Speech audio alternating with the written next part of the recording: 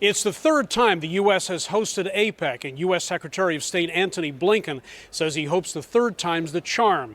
While magic breakthroughs may be too much to hope for at this summit, Blinken and his fellow ministers hope to make headway on some key issues. To see APEC ministers gather is to see up close the importance that one-on-one relationships play in tackling a world that's ever more complex and challenging. The stakes are huge. APEC economies represent 62% of global GDP and nearly half of global trade.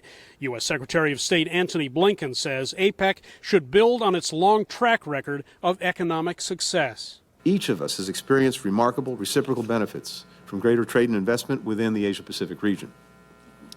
At the same time, we continue to face many economic challenges. Like, he says, the lingering dislocations of COVID, the climate crisis which continues to upend supply chains and destroy crops, and the conflict in Ukraine, which Blinken says has undermined food and energy security. So we have to meet this moment head on.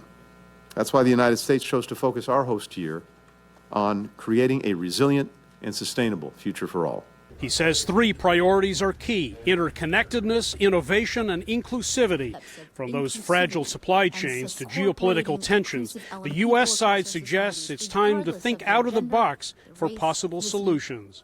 These hurdles in our midst do pose a threat, but they also present an opportunity to assess where we are, to think creatively, to bring our strengths together, to sketch out the future that we want to see and experience.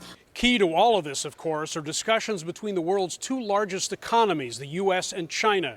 Leaders of the two countries are set to meet. China is eager to address U.S. export controls and tariffs.